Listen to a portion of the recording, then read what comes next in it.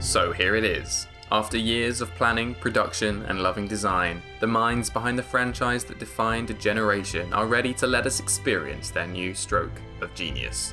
Leaving behind the legacy of Master Chief, Bungie are going where many game developers have gone before. Ladies and gentlemen, I give you Destiny.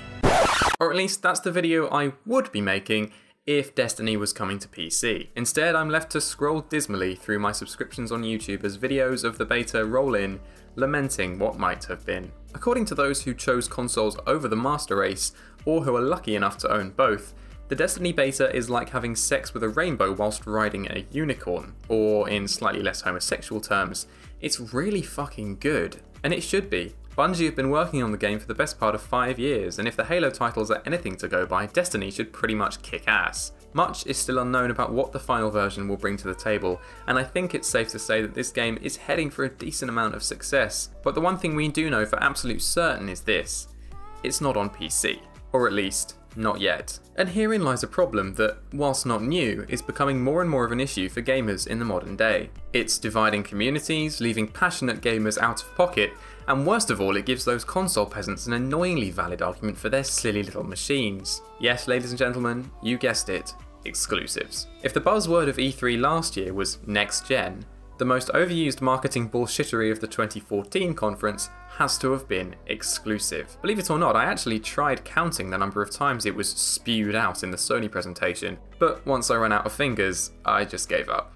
Now don't get me wrong, I completely understand why exclusive games, content, and promotions exist. The gaming industry is a business like any other, and now more than ever, Sony, Nintendo, and Microsoft in particular desperately need these deals with publishers to keep their fans on side, despite such an underwhelming console launch. As I said before, it's also not a new idea, but in the age of DLC and microtransactions, these exclusivity arrangements have manifested themselves in so many different ways that it's just a headache to keep track of all of them. We have a similar problem, incidentally, with pre-order bonuses, but that's a rant for another video. You see, it's an accepted fact that competition in an industry is always good for the consumer, with companies being forced to improve their product or lower prices just to stay ahead of their competitors. But I think video games might just be the exception to the rule. Let's ask a simple question. Has this battle of exclusivity between the consoles themselves and indeed PC led to a higher standard of video game production? Battlefield 4 and Call of Duty Ghosts would certainly call that into question. What about prices then? Has this competition meant that we at least pay less for our games?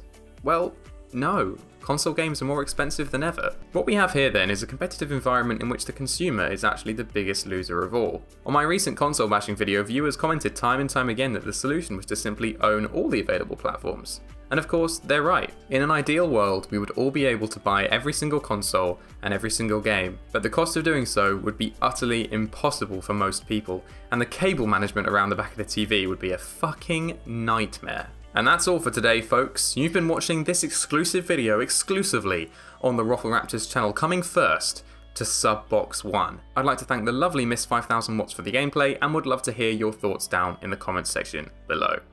Bye!